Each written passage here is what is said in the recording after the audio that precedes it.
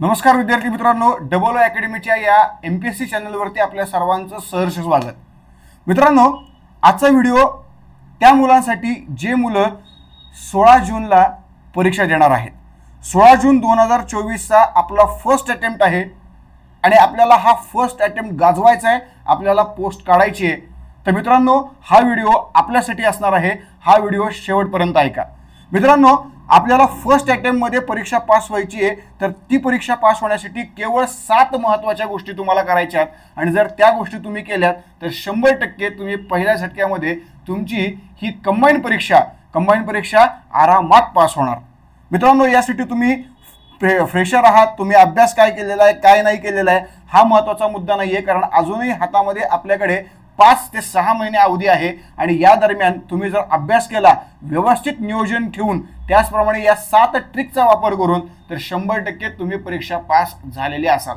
यासाठी तुम्हाला नेमकं करायचंय काय, तर याच गोष्टी आपल्याला या व्हिडिओमधनं पाहायच्या आहेत, त्यामुळे शेवटपर्यंत हा व्हिडिओ मित्रांनो शांतपणे बघा। पहिल्याच प्रयत्नामध्ये MPSC क्रॅक करण्यासाठी 7 महत्त्वाचे सूत्र, कोणते सूत्र आहेत ते लक्षात घ्या। आता हे काही फार वेगळे नाही आहेत, जो आम्ही अनुभव घेतलेला आहे तोच केवळ तुमच्याबरोबर शेअर करणार आहोत, कारण आम्ही परीक्षा पास झालो, मग तुम्हीही व्हायचे असेल तर नक्कीच या अनुभवाचा फायदा तुम्ही मित्रांनो घेऊ शकतात। याच्यामध्ये बघा काय जे 7 ट्रिक आहेत, त्या 7 ट्रिक काय आहेत तर बघा, आपल्याकडे साधारणपणे जे पूर्व परीक्षा आहे त्या पूर्व परीक्षेचा जर आपण विचार करायला गेलो तर या पूर्व परीक्षेमध्ये आपल्याकडे एकूण जे विषय आहेत ते किती आहेत, एकूण विषय आपल्याला पाहायला मिळतात 7। ओके, मग या 7 विषयांना आपल्याला काय करायचं आहे, योग्य तो न्याय द्यायचा आहे आणि तो जर आपण न्याय दिला तर नक्कीच आपण आपली परीक्षा पास होणार। लक्षात घ्या मित्रांनो, साधारणतः या 7 विषयांचा जर आपण विचार करायला गेलो तर यामध्ये हिस्ट्री आहे, जिओग्राफी आहे, पॉलिटी आहे, इकॉनॉमी आहे, त्याचप्रमाणे मॅथ्स अँड रिझनिंग आहे, सायन्स आहे, त्याचप्रमाणे करंट आहे। बरोबर आहे, त्यामुळे लक्षात घ्या 1 2 3 4 5 6 आणि 7 अशा प्रकारचे 7 विषय आपल्या समोर आहेत। मित्रांनो, आपण जर बघितलं तर हे 7 विषय आणि एकूण मार्क किती आहेत आपल्याकडे, तर एकूण मार्क आपल्याला माहिती आहेत 100 मार्क आहेत, 100 प्रश्न आहेत आणि विषय 7 आहेत। आता यामध्ये जर आपण विचारलं तर बघा, यामध्ये अपेक्षित प्रश्न ओके, आणि आपलं जे टार्गेटेड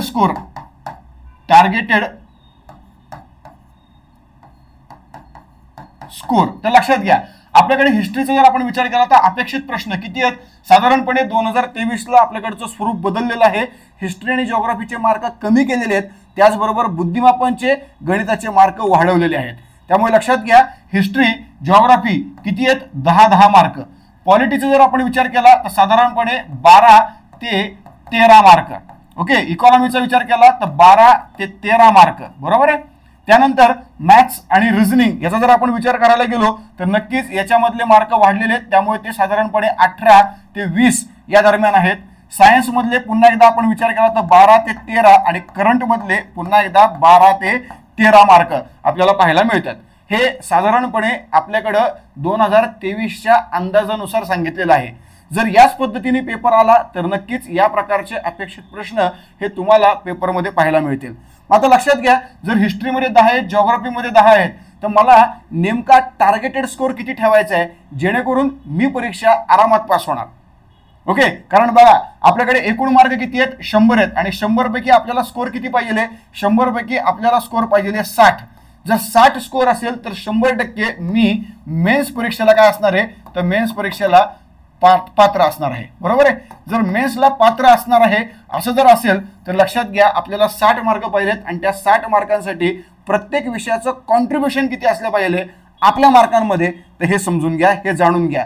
आणि हे कॉन्ट्रीब्युशन मित्रांनो सरसकट प्रत्येक महाराष्ट्रातल्या विद्यार्थ्यांसाठी त्याच्यानुसार विचार करून मी सांगतोय। याच्यामध्ये सरासरी या गोष्टी सांगितलेल्या असतील। मग तुम्ही म्हणाल की नाही मास्तर, तुम्ही इतिहासाला खूपच कमी मार्क दिलेले आहेत, पण इतिहास माझ्या खूप आवडीचा आहे, मला तिथे 10 पैकी 10 मिळतील, घ्या मार्क, काहीच प्रॉब्लेम नाही। लक्षात घ्या, ऑन एन ॲव्हरेज एवढे मार्क तुम्हाला अपेक्षित आहेत जेणेकरून एकूण तुमचा स्कोर 60 येणार आणि जर 60 स्कोर आला तर तुम्ही मेन्स परीक्षा आरामात देणार, तुम्ही पूर्व परीक्षा पास झालेली असाल आणि पहिल्या झटक्यामध्ये तुम्हाला हा जो काही अनुभव मिळालेला असेल तो अनुभव नक्कीच परीक्षा पास होण्यासाठी फायदेशीर असेल, पोस्ट काढण्यासाठी फायदेशीर असेल. लक्षात घ्या 10 पैकी किती टार्गेटेड स्कोर असणार आहे? 10 पैकी आपला हिस्ट्रीचा टार्गेटेड स्कोर 8 आहे. 8 मिळेल का खरंच? 10 पैकी 8 100% मिळणार, कारण हिस्ट्रीमध्ये बदलण्यासारखं काहीच नाहीये. विशिष्ट टॉपिक आहेत, त्या टॉपिकवरती वारंवार प्रश्न येत आहेत. मित्रांनो, टेस्ट टॉपिक आपण व्यवस्थित कव्हर केले तर नक्कीच तुमचे हिस्ट्रीतले मार्क 100% येणार म्हणजे येणार. त्यामुळे हिस्ट्रीमध्ये 10 पैकी 8 मार्क. जिओग्राफी पुन्हा एकदा सेम, बदलण्यासारखं काहीच नाहीये, करंटचे मुद्दे खूप कमी आहेत, त्यामुळे 10 पैकी 8 मार्क इथे देखील तुम्ही मिळवू शकतात, काही प्रॉब्लेम नाहीये. जर आपण मागचे क्वेश्चन पेपर पाहिले आणि विशिष्ट टॉपिकवरती कॉन्सन्ट्रेशन केलं तर नक्कीच आपल्याला याचा फायदा झाल्याशिवाय राहणार नाही. त्यानंतर पॉलिटीमध्ये 12 ते 13 मार्क आहेत, पण आपल्याला किती मार्क मिळतील? आपण विचार केला इथं 8 मार्क. 12 ते 13 प्रश्न आहेत, पण 8 मार्क हे नक्कीच आपल्याला मिळू शकतात. त्यामुळे 8 हा आपला टार्गेटेड स्कोर असणार आहे. बघा, 8 पेक्षा जास्त मिळाले उत्तम आहे, पण 8च्या खाली मात्र आपल्याला यायचं नाहीये. त्यामुळे टार्गेटेड स्कोर असा पकडा की ज्याच्या खाली आपण बिलकुल येणार नाहीये. भलेही तो कमी असू दे, काही हरकत नाहीये, पण त्याच्या खाली आपण येणार नाहीये. वर गेलो उत्तम आहे, पण खाली मात्र येणार नाहीये. हा टार्गेटेड स्कोर पकडला तर ती 60ची टोटल आपल्यासाठी महत्वाची असणार आहे. त्यानंतर इकॉनॉमी विचार करायला गेलं तर बऱ्यापैकी विद्यार्थ्यांचा अवघड नावडीचा सब्जेक्ट म्हणजे इकॉनॉमी असतो. पण तरी पण लक्षात घ्या, इकॉनॉमीमध्ये संकल्पना आणि स्टॅटिस्टिकल डाटा या दोघांवरही फोकस केलेला असतो. संकल्पनेवर 50% प्रश्न आहेत, स्टॅटिस्टिकल डाटावरती 50% प्रश्न आहेत. मग आपल्याला काय करायचंय? आपल्याला संकल्पना कव्हर करायच्या आहेत. जास्तीत जास्त कव्हर आपण संकल्पना केल्या तर आपल्याला त्याचा फायदा जास्त होणार. मग यापैकी आपण मार्क पकडले 7. मॅथ्स आणि रिझनिंग 18 ते 20 मार्क आहेत. मार्कांची संख्या वाढलेली आहे, त्यामुळे नक्कीच याच्यामध्ये आपण मार्क किती पकडू शकतो?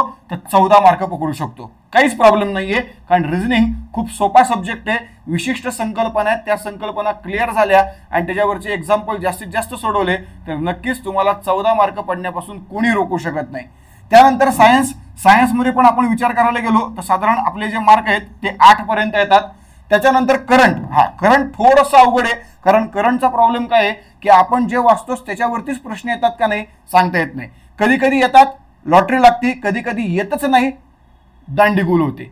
त्यामुळे लक्षात घ्या, करंट अफेअर म्हणजे काय? जर बाबा जुळलं तर जुळलं, लग्न होतं, नाहीतर लफडं म्हणून घोषित होतं, अशा प्रकारचा हा सब्जेक्ट आहे. मग इथं लफडं म्हणून जर घोषित नाही झालं आणि समजा झालं तरी देखील आपला एक बेस स्कोर या ठिकाणी असला पाहिजे, आणि तो स्कोर आपण किती पकडलेला आहे? तो स्कोर आपण पकडलेला आहे 6. त्यामुळे लक्षात घ्या, या ठिकाणी आपण प्रत्येकाचा टार्गेटेड स्कोर पकडलाय. आपल्याला या टार्गेटेड स्कोरच्या खाली बिलकुल यायचं नाही, वर गेला हरकत नाही. मग या पद्धतीने लक्षात घ्या, 8 + 8 + 8 किती झाले? 24 झाले. 8 ट्रिक किती झाले? बरोबर ना? 8 आणि 8 16 आणि +8 24 झाले. 24 + 7 7 किती झाले? 24 + 7 झाले 31. 31 + 14 किती झाले? 35 आणि 10 45. 45 + 8 किती झाले? 45 + 8 झाले. किती झाले मित्रांनो? 45 + 8 45 + 8 झाले 53 आणि 53 + 6 झाले 59. त्यामुळे लक्षात घ्या, इथं आपण आपला जो टार्गेटेड स्कोर आहे तो 59 पकडला, ज्यामध्ये ±1 2 अशा प्रकारचे मार्क आपण घेतले तर नक्कीच तुम्ही तुमची पूर्वपरीक्षा पास होणार, पहिल्या झटक्यात पास होणार. त्यामुळे लक्षात घ्या, पूर्वपरीक्षा पास होण्यासाठी हा फंडा, ज्याच्यामध्ये एकूण 100 प्रश्न आहेत आणि 100 प्रश्नामध्ये आपल्याला किती मार्क पाहिजेत? 60. म्हणजे नक्कीच तुम्ही मेन्सला 100% गॅरंटेड काय असणार? तर गॅरंटेड तुम्ही पात्र असणार. आणि या पद्धतीने 16 जून 2024ला दिलेला तुमचा जो फर्स्ट अटेम्प्ट आहे तो फर्स्ट अटेम्प्ट हा काय होणार आहे मित्रांनो?